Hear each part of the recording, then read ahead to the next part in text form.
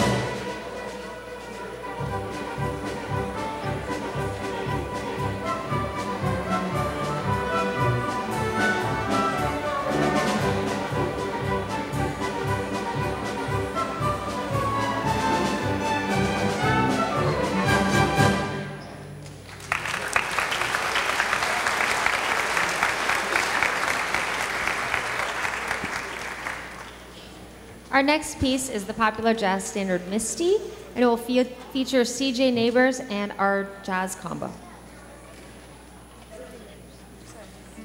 My name is CJ Martin, actually.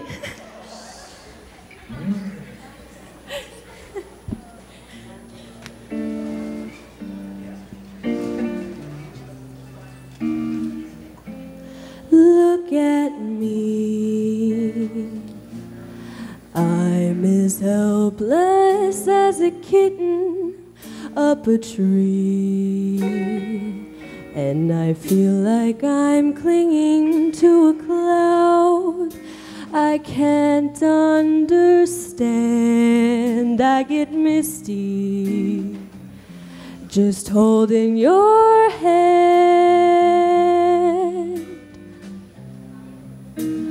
Walk my way, and as the thousand violins begin to play, or it might be the sound of your hello, the music I hear, I get misty the moment you're near.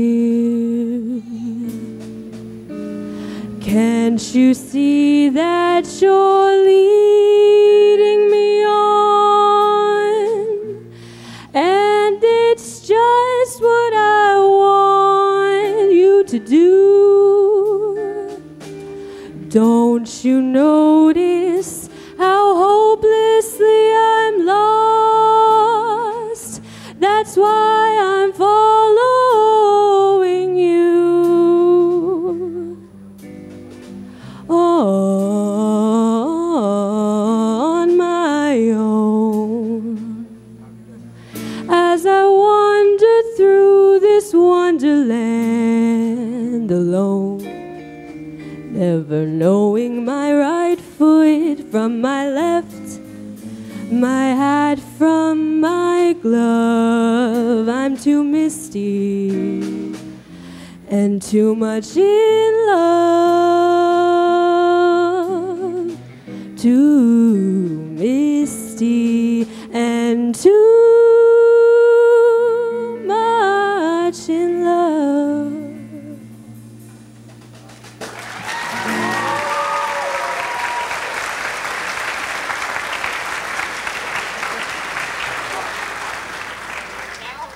The next piece is titled Freedom Finale.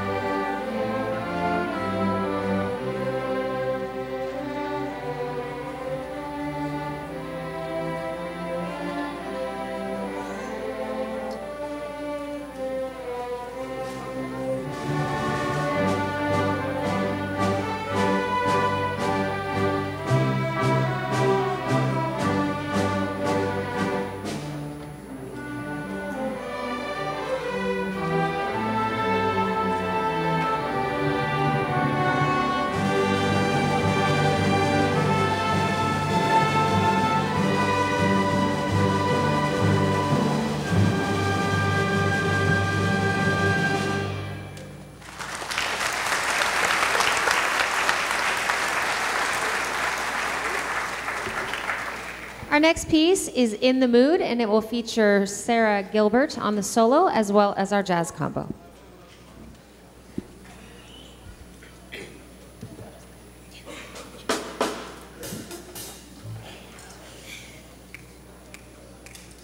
Do you hear the beat? Gets you in the mood, gets you tapping your feet, gets you in the mood, boy, it's groovy and neat. How you feeling, baby? What you doing tonight? Hope you're in the mood because I'm feeling just right. How about a table in the corner for two? Everybody's going, it's the thing you should do. If you are groovy, show the right attitude. I know that we can get together and get in the mood. First I held it lightly and we started to dance. Then I held it tightly, what a dreamy romance. Then I said, hey, baby, it's a quarter to three. There's a mess of moonlight, won't you share it with me? She answered, Missy, don't you know that it's true? You shouldn't keep a lady waiting when she's in the mood. In the mood. Boys, better swing it. In the mood. Boys, hard to sing it. In the mood. Boys, something better. Come on, let's get together, cause we're in the mood now. Boys. In the mood. Boys. In the mood. Boys. Come on, let's get together, cause we're in the mood now. Yes, I'm in the mood. I'm in the mood, yes, I'm in the mood. Oh. With my beautiful eyes, what her lips and charm size. Come swing with me now, what a wing it'll be. Nay, I'm true, don't keep me wet when I'm in the mood. Hold me tight, let's dance, boy, oh boy, it's dreamy romance. It's quarter to three, there's this one I'll share with me, you know. I think it's rude to keep me wet when I'm in the mood. I'm in the mood, in the mood. Tonight, I'm in the mood, in the mood, in the mood. My heart is skipped, I think it's slipped. Let's take come on, come on, come on, come on, come on, come on. Right now, the world is singing right now. Too hard to sing it right now. And now I'm really in the mood.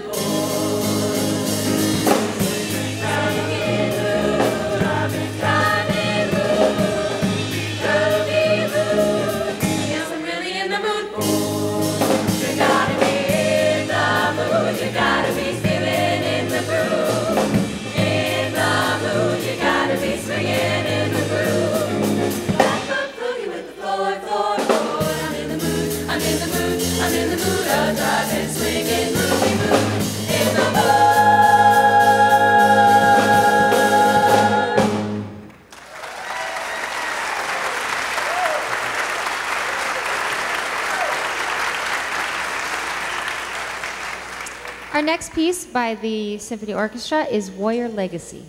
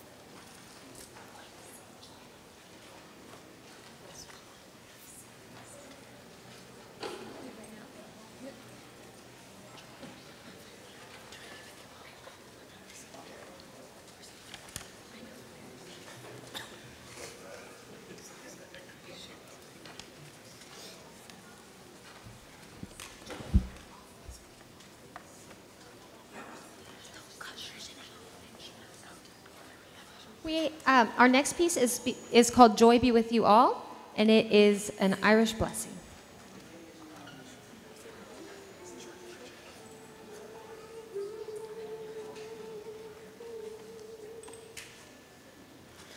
For friendships long and family near, for all in life that we hold dear, let fortune smile and luck appear round the corner through each coming year. May all your days be ever full of love. May sorrow never come to call. And for now we share this parting wish. Farewell and joy be with you all. May all your days be filled with love. Farewell and joy be with you all. Joy be with you all.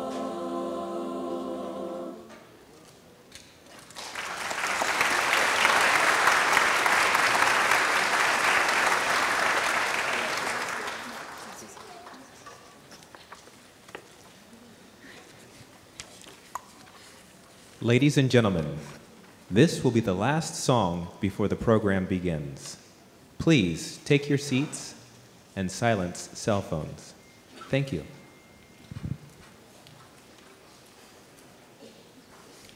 For our last piece, we will be singing Flanders Fields.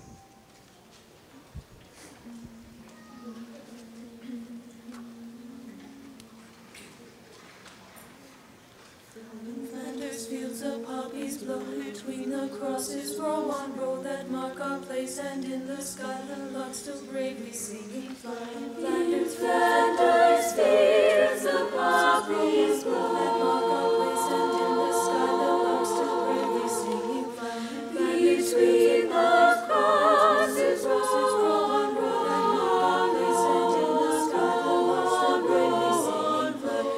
Flanders fields of poppies place, and in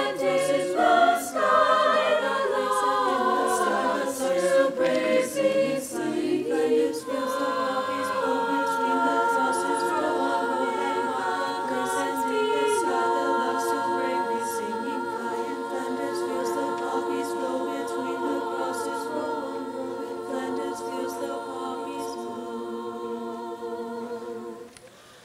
We are the dead. We are the dead. We are the dead. Short days ago, we lived, felt on, saw sunset glow,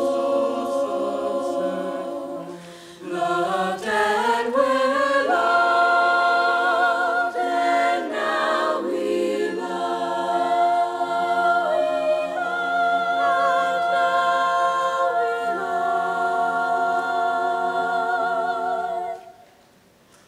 and in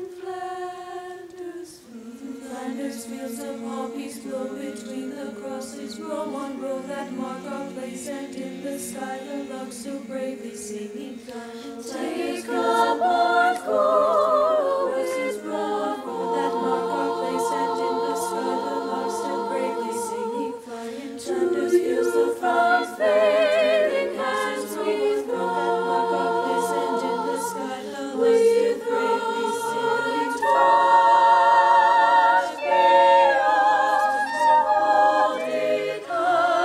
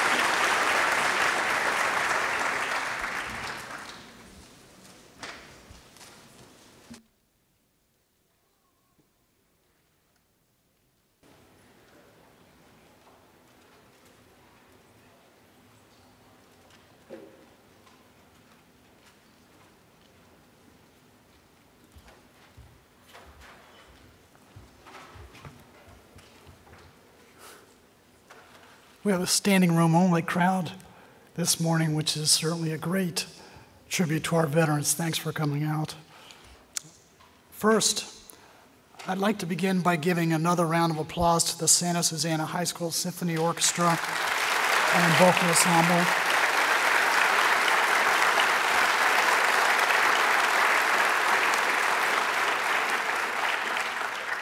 As well as the Tiger Squadron, which gave us a flyover. I don't know how many were out there during it, but it was terrific. So thanks to them also.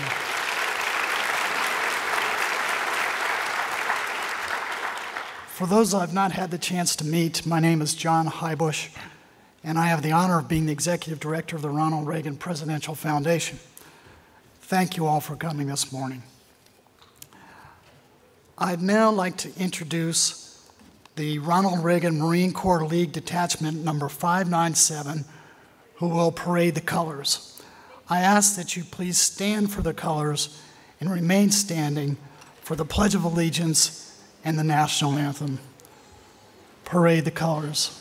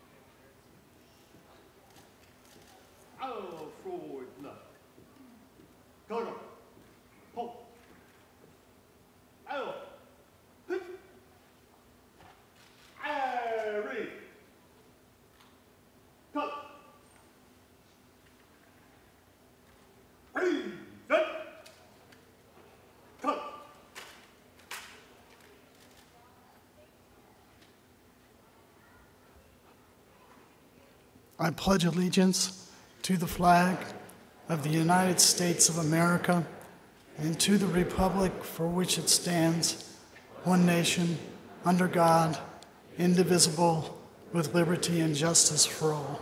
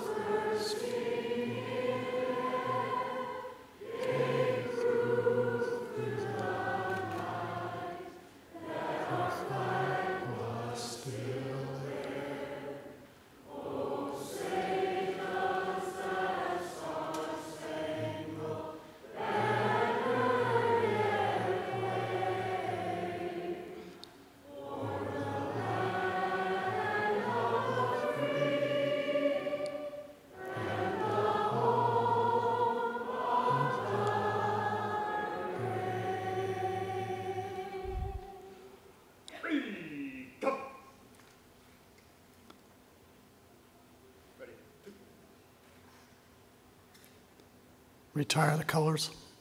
Order.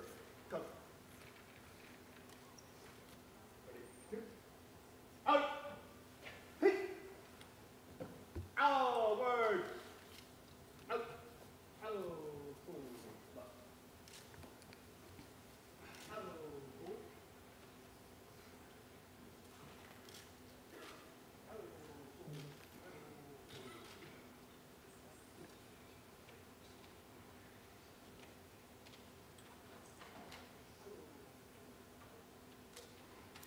Thank you. Please be seated.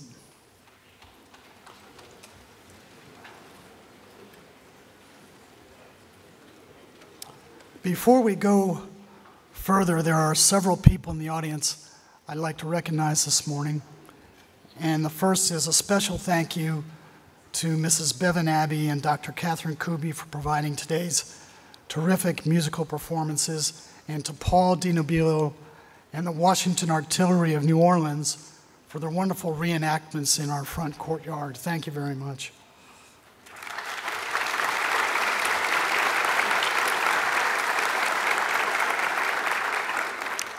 I'd also like to thank Naval Mobile Construction Battalion 3 for bringing out their military vehicles for today's events.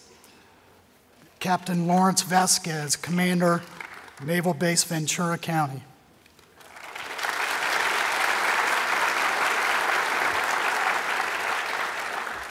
Captain Jim McHugh, former Commander, Naval Base Ventura County. Jim. The Right Honorable Ventura County Supervisor Peter Foy.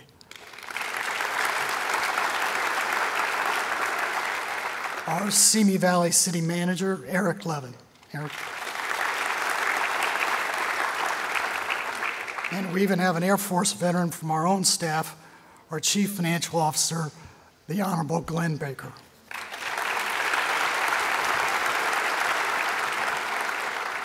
And of course, a special thank you to all the veterans in our audience today. We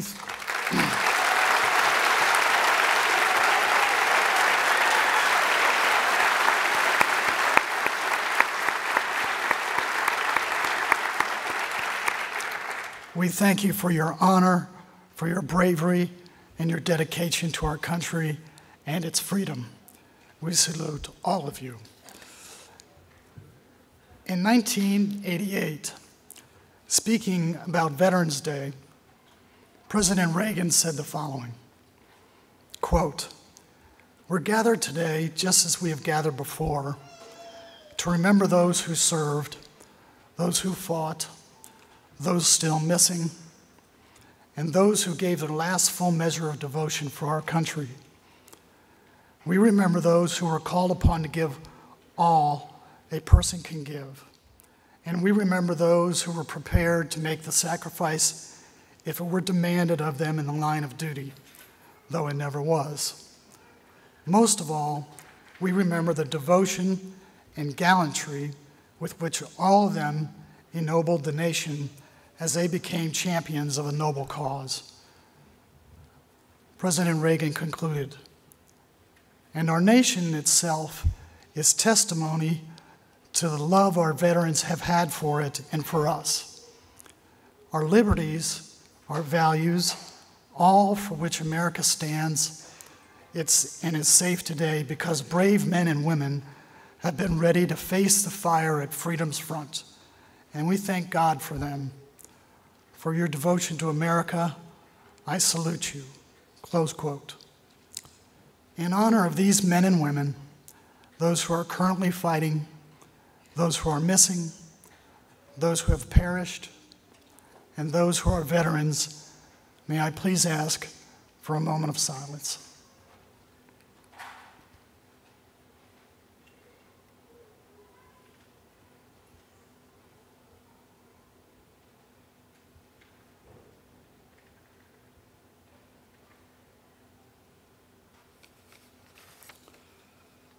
Thank you. And now to today's program. Our speaker today, in President Reagan's words, is a brave man who faced the fire at freedom's front. He's a naval aviator and an F-14 Tomcat pilot with over 3,000 flight hours and 430 carrier landings. During the opening months of Operation Iraqi Freedom, he was the Night Director, Combat Plans Division in the U.S. Central Air Force's Combined Air Operations Center. Most recently, he served as Deputy Commander, U.S. 3rd Fleet, and Deputy Commander, Reserve Deputy Commander, and Chief of Staff for the U.S. Pacific Fleet. His military awards are many, and include the Defense Meritorious Service Medal and the Navy and Marine Corps Commendation Medal. Ladies and gentlemen, if you please join me in giving a true American hero a real welcome, Rear Admiral Russell Penniman.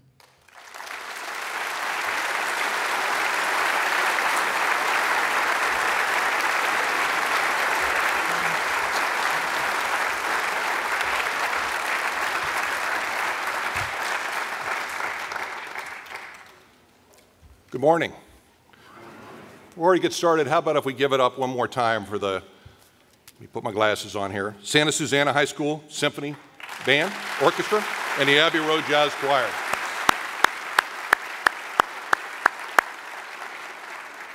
And if any of you are looking, the Navy bands have wonderful programs, and I'm sure we could find homes for one or more of you. Thank you all for being here today as we celebrate Veterans Day, when the nation formally recognizes and thanks those who have served and those who currently are serving this great nation in uniform. It is largely because of these patriotic and selfless men and women that we continue to enjoy the many freedoms we are blessed with today. I'd also like to thank those from the Reagan Foundation for inviting me to speak to you this morning. It's a true honor for my wife Carol and me to be here. Before getting started with my comments, I'd like to take just a couple of moments to have the veterans in the audience identify themselves. So would you please hold up your hands when I call out the conflict or conflicts that represent the time of your service. So why don't we start with the present and go backwards. So would all of the veterans from Operation Iraqi Freedom and Enduring Freedom please hold up your hands.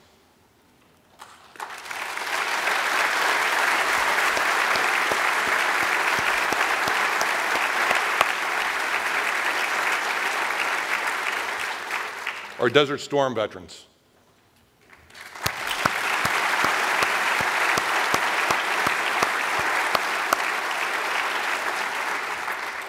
Vietnam.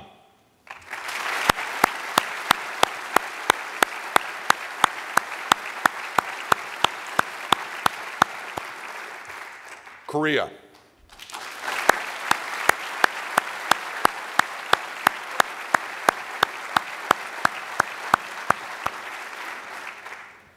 And the greatest generation, the veterans of World War II.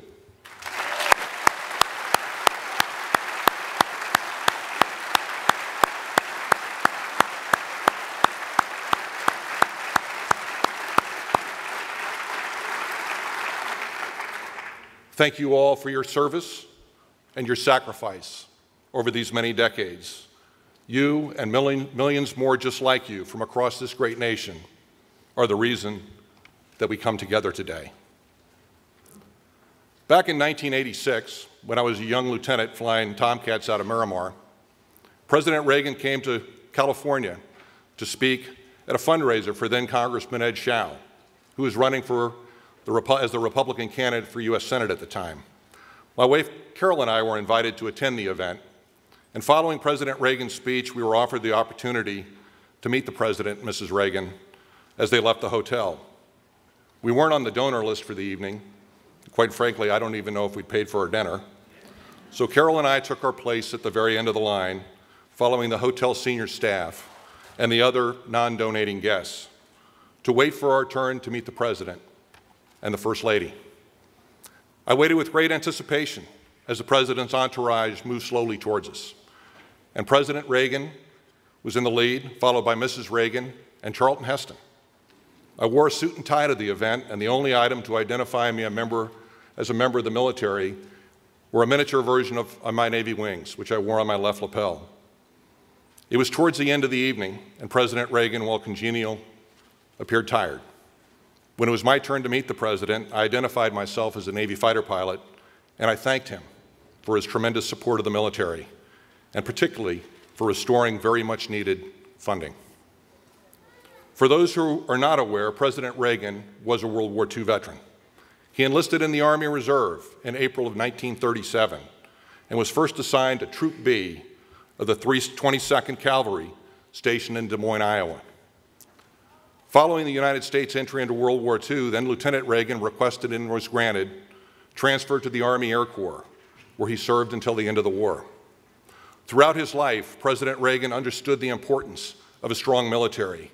Peace through strength was not only a cornerstone of his foreign policy, but it was a fundamental principle of his presidency. The president held those who served in uniform in high regard. And so that evening, much to the chagrin of his advance team and the Secret Service detail, President Reagan stopped to chat with a lowly Navy lieutenant, and the entire procession came to a halt. For the next few minutes, the old cavalry officer and Army Air Corps veteran and current Commander-in-Chief and I spoke about the current state of affairs of the U.S. Armed Forces and of military aviation. And while the President's entourage was probably far from thrilled, I will cherish those few minutes of one-on-one engagement with President Reagan for the rest of my life. When I received the invitation to speak to you today from John Hybush, he indicated that it would be desirable for me to speak of my service and of my sacrifice. Now, I'm happy to give a short synopsis of my service. I believe it's much more important that I spend the majority of my time focusing on those young men and women who have sacrificed so greatly for our country over the last 13 years of conflict, particularly those who returned to us severely wounded, and what we must do, both as a nation and as individuals, to honor our standing commitment to all of our veterans for the years to come. President Reagan once said that freedom is never more than one generation away from extinction. We didn't pass it to our children in the bloodstream. It must be fought for, protected, and handed on for them to do the same. Our history proves this to be true. Since the founding of our nation, the United States has been engaged in more than 70 conflicts, both large and small. Irrespective of size, these conflicts had three things in common. Young Americans fought, some gave their lives, and many came home wounded or injured. Every generation of American has heard the call to service. Every time the call has been sounded, it has been answered by young patriotic men and women, some of our nation's best and brightest, who step forward to defend our country. Uncles on both sides of my family answered their call to serve during the Second World War, and my father answered his during Korea. My opportunity to serve came with my acceptance to the United States Naval Academy in the spring of 1975, and it has been my honor and my privilege to have had the good fortune to wear the Navy blue and gold for the last 39 years. And I'd do it all again in a heartbeat if I were afforded the opportunity to start over. After earning my wings and serving as a flight instructor in Texas, it was off to Naval Air Station Miramar in San Diego, then known as Fightertown, USA. For the decades plus that followed, I flew with the fighting checkmates from the flight deck of the Kitty Hawk, with the gunfighters at Miramar, teaching replacement aircrew to master the F-14, and with the fighting aardvarks from the flight deck of the Abraham Lincoln. During my deployments, I had the opportunity to sail all the world's oceans, with the exception of the Arctic, and many of the world's seas. The F-14 Tomcat was the muscle car of the air during its day, and the Navy's last true air superiority fighter. It took me supersonic at sea level and twice the speed of sound at altitude. It took me to 50,000 feet to see the Southern Cross on a moonless night off the coast of India, and to explore the glaciers of Patagonia as we rounded South America on Abraham Lincoln. My squadron mates and I flew on the wings of Russian bombers during the Cold War, and we watched from the air as Red Adair's firefighters put out the oil well fires in Kuwait following Desert Storm. I was proud to serve under President Reagan during the Cold War, under President H.W. Bush during Desert Storm, and under President George W. Bush during Operations Iraqi and Enduring Freedom. Over the course of my career, my personal sacrifices were mostly of long work days, sometimes challenging living conditions, and a fair amount of extended family separation. With the exception of gaining a bit of weight, losing a little hair,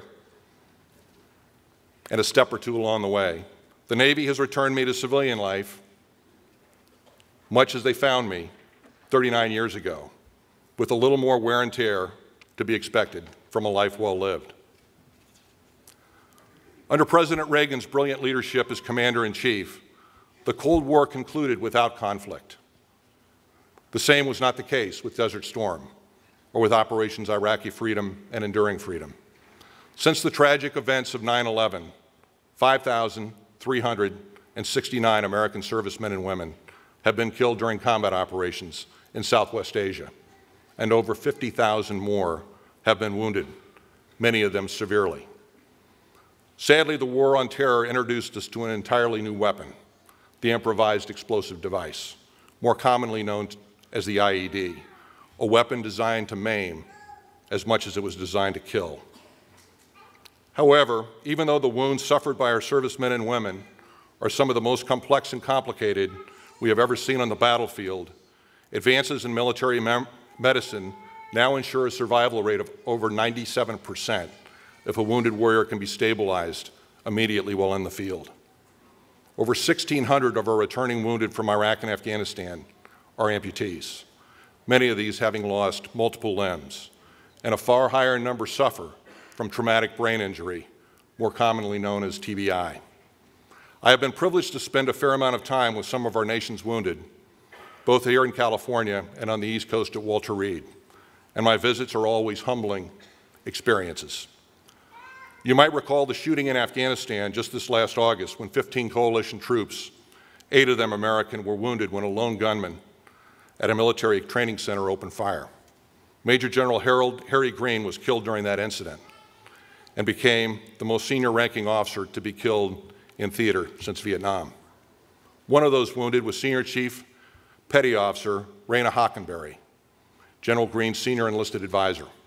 2 days ago, it was my privilege to visit her at Walter Reed in Bethesda. Senior Chief Hockenberry, who I served with on the Pacific Fleet staff in Pearl Harbor, was struck with 3 rounds that day, one of which shattered her tibia bone in her lower right leg. Her prognosis for a full recovery is good, and it's likely she will be able to return to full active service in about a year. It wasn't that long ago that a wound so severe would have meant the loss of the limb. Military medicine has come a long way in the last decade. Here in California, Marine Sergeant Julian Torres and Corporals Travis Dreen and Carlos Garcia are currently outpatients at the Center for Comprehensive Combat and Complex Casualty Care at Balboa Naval Hospital in San Diego. All 3 young Marines were victims of IEDs in either Iraq or Afghanistan. None were as fortunate as Senior Chief Hockenberry, and that all 3 lost both their legs as a result of their injuries. Fortunately, the care for our amputees is some of the best in the world. Prosthetics are custom made and custom fit for each individual, serviceman or woman. Again, military medicine has come a long way. And thanks to the overwhelming support of the American people, numerous civilian organizations have sprung up over the last decade to support our wounded warriors. One of these is Homes for Our Troops. A privately funded organization was built specially adopted mortgage-free homes for our most severely injured from Iraq and Afghanistan. Most of the Veterans Organization serves multiple amputees or those who have suffered from traumatic brain injury. Sergeant Torres, Corporal Green, and Corporal Garcia and their families are all recipients of new homes from Homes for Our Troops. Unfortunately, not all of the stories of our returning servicemen and women are as hopeful or the endings as positive. And many of our veterans continue to slip through the cracks of the government networks that were meant to support them. The unemployment rate for veterans currently stands at over double that of non-vets, and many veterans, unable to find work outside the military, end up joining the ranks of the homeless, with a high probability they'll become addicted to drugs or alcohol, or perhaps even become suicidal. In San Diego, there's an organization called Veterans Village, funded many years ago by Vietnam veterans for their generation. Veterans Village serves as a safety net for those veterans who have fallen through the cracks of society and who are now looking for help to get back up on their feet. With a 185-bed drug and rehab facility and separate transitional housing facilities, Veterans Village provides a hand up for vets who've hit rock bottom. Last week, Veterans Village opened its annual homeless shelter, which will serve hundreds of homeless vets through the winter months ahead. Unfortunately, we've also seen many recent examples of our veterans being neglected or treated poorly, sometimes with catastrophic results. Just this last spring, we learned about the tens of thousands of veterans who are not receiving medical care through the VA in a timely manner, some of them being backlogged in the system for months. While currently being addressed by our government, this absolute travesty must be fixed, and fixed now. Just last month, Marine Sergeant Jeremiah Sayers, formerly stationed at Camp Pendleton and who completed 5 combat tours in Iraq and Afghanistan before leaving the Marines in 2012, committed suicide at a gun range in Oceanside. Jobless and on the ropes financially, Sergeant Sears had just learned that he'd been denied benefits by the VA. This despite having been diagnosed with TBI at an earlier VA benefits exam. According to VA figures, at least 22 U.S. military veterans commit suicide every day. There are an estimated 320,000 veterans now suffering from traumatic brain injury. It is critical for all Americans to understand that behind these statistics are real people, sons, daughters, siblings, and parents, and they need our support. If I were to award grades for how we're doing as a country in caring for our returning servicemen and women and for our veterans who have served in the past, I'd be inclined to give an A for the current state of military medicine, and an A+ for the many dedicated non-government veteran support organizations, but probably a D to the Veterans Administration. And the only reason I wouldn't give it a lower grade is because there are many VA hospitals and many individuals within the VA who do provide excellent medical care. One of these hospitals is in San Diego. In his circular to state governments in 1783, President George Washington wrote that nothing could be a more melancholy and distressing sight than to behold those who had shed their blood and lost their limbs in the service of their country, living without a shelter, without a friend, and without a means of obtaining any of the comforts or necessities of life. President Washington's sentiments are as true now as they were 2 centuries ago. While it is fitting and proper that the nation has a formal day to recognize our veterans, I believe that we, both as private citizens and as a nation, need to do much more. The challenges our veterans face today, they will face again tomorrow, and next month, and next year, and for many decades to come. To a great extent, we've entrusted our government with the care of our veterans, and disappointingly, we've watched time and again the provision of care has fallen below the standards of our expectations and of what our veterans deserve. So what should we as private citizens do? I would offer the following. First, we need to stay well informed. Thomas Jefferson once noted that democracy demands an educated and informed electorate. The better we understand the state of affairs of our country and of our veterans, the more effectively we can intercede on their behalf. I believe that we also must do a better job of holding our federal elected officials accountable for ensuring the defense of our nation and for the care of those who have served in uniform. During this time of declining budgets, some in Washington would be inclined to cut even further funding for our national defense and for Veterans Affairs. We've already seen this happen. Our government not only needs to continue to provide adequate resources for the defense of this nation, but it also needs to improve the level of care for those who have answered the call to serve. Finally, we must, as individual Americans, continue to support our veterans through non-government organizations. By their very nature, government organizations like the Department of Veterans Affairs are unwieldy and inefficient. And so non-government organizations become critical to filling in the seams, for doing those things for our veterans that our government either cannot or will not do. I would offer that each of us can give a little more of ourselves or of our pocketbooks to support any one of the multitude of non-government veteran support organizations that exist across this country. At the national level, there are organizations like Disabled American Vets, Concerned Veterans for America, the USO, Homes for Our Troops, which I spoke of earlier, and many more. There are also numerous state and local organizations like Veterans Village and Integra Center in San Diego, and there are many more in the Los Angeles area. If you're already involved with a veterans organization, or if you're not involved with a veteran organization, then I encourage you to do a little homework and pick one out that fits your interests and get involved. Finally, if you haven't done so already, I would encourage you to pick up a copy of the Constitution of the United States and its 33 amendments and to read or reread them. Every veteran took an oath to protect and defend the Constitution of the United States against all enemies, foreign and domestic, when they first put on the uniform to serve this great nation. I believe it's important that all Americans possess a fundamental understanding of the concepts of freedom that so many veterans have fought and died to protect since the founding of this nation. Although I have retired from active service, I will remain true to my oath to the Constitution until the day that I die. And I suspect this commitment is also true of most of the veterans sitting in the audience today. In closing, I would like to offer the following, which was originally penned by Father Dennis Edward O'Brien, United States Marine Corps. I've modified it a bit for the occasion. I'm sure many of you will find it familiar. It's the veteran, and not the reporter, who has given us freedom of the press. It's the veteran, and not the poet, who has given us freedom of speech. It's the veteran, not the campus organizer, who has given us freedom to demonstrate. It's the veteran, not the lawyer, who has given us right to a fair trial.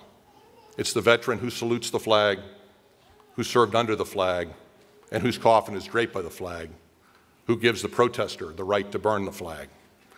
May God bless our veterans and those who currently serve in harm's way, protecting the freedoms that we hold so dear.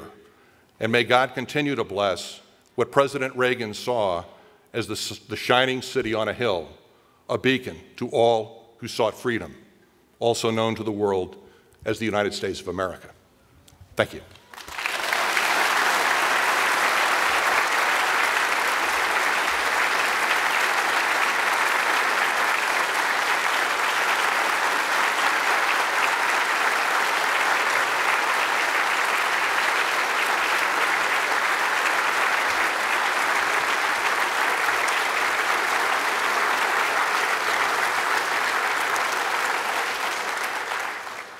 Well, thank you, Admiral. Just absolutely terrific. We can't thank you enough for coming. So now it is time for my favorite part of the program, where we recognize all of you who are here today representing the different branches of the military. The Santa Susana High School Symphony Orchestra and Ensemble will be performing a service medley. When you hear your branch's song, please stand so we can salute you. In addition, if you are a family member here representing a member of the military, please stand in their place when their branch's song is played so we can remember everyone who has participated or sacrificed in protecting our country's freedom.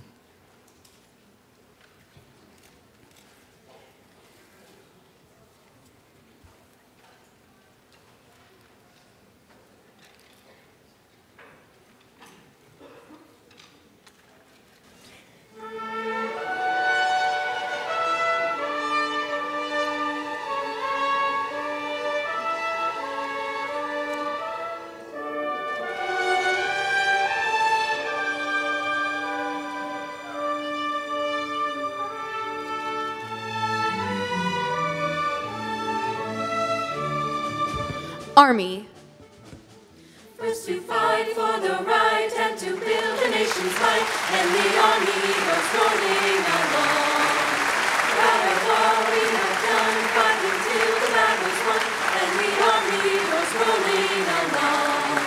Curtains high, high, hey, the army's on its way. Count off the cadence loud and strong. 2, 3, 4, hut, 2, 3, 4.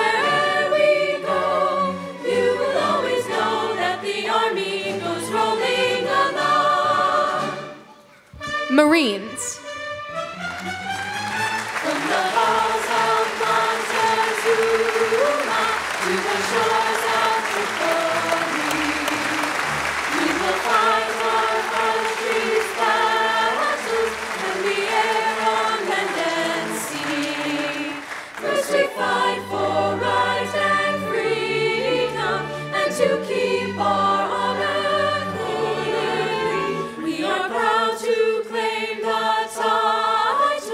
of United States Marines. Coast Guard. We're always ready for the call. We place our trust in thee.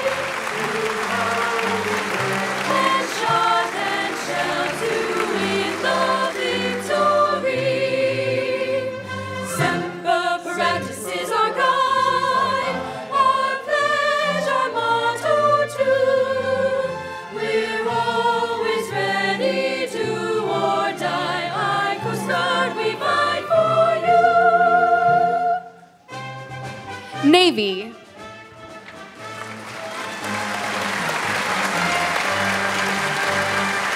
Anchors away, my boys, anchors away. Farewell to polished joys, we sail at break of day, day, day, day. Through our last night on shore, hail to the full of home. Until we meet once more, here's wishing you a happy voyage home. Air Force. Off we go into the wide blue yonder, flying high into the sun.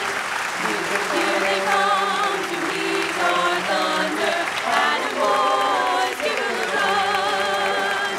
Down we dive, letting our brain from under, up with one terrible roar.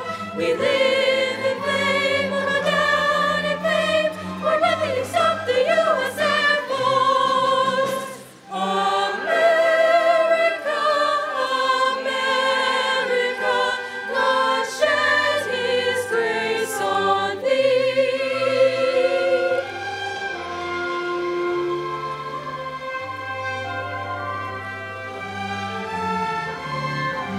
Oh, beautiful for heroes proved in liberating strife, who more than self their country loved, and mercy more than life.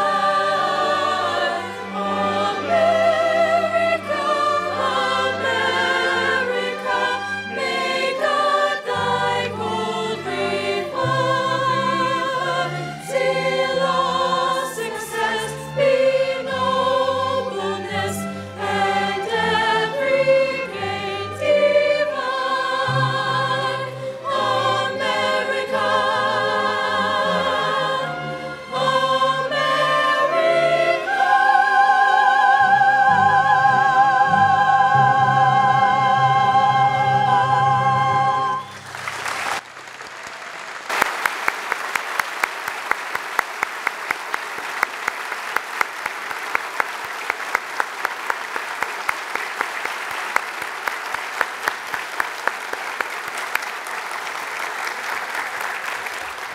Well, thank you all for being with us here today. We'll conclude today's program with the playing of God Bless America. Just a reminder that all veterans and active members of the military will receive free admission to view the library exhibits in the Air Force One Pavilion today. God bless you all, and happy Veterans Day.